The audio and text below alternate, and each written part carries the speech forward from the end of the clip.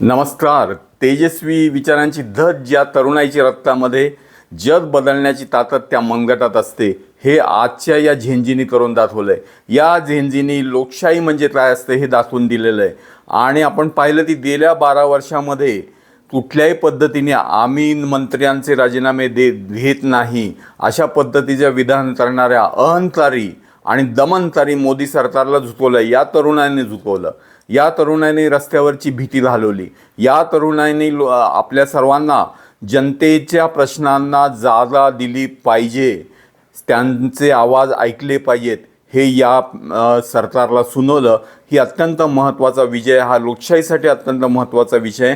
गेल्या 12 वर्षामध्ये शेतकरी आंदोलन 1 वर्षभर त्यांना तंगवलं, त्याच्यानंतर त्यांनी माघार घेतली आणि त्यानंतर हे दुसरं आंदोलन आहे, अतिशय महत्त्वाचं आंदोलन.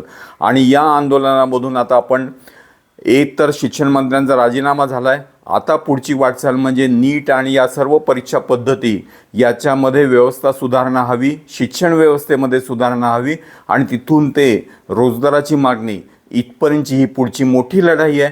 परंतु या लढाईसाठी या तरुणाईला, या सावित्रीबाईच्या लेकींना, ज्यांच्या मनामध्ये गांधी, डॉक्टर आंबेडकर आणि भगतसिंग ज्यांच्या मनामध्ये आहे, त्या सगळ्या तरुणाईला, त्या सगळ्या झेंजीला आणि त्या CJPला सगळ्यांना सलाम.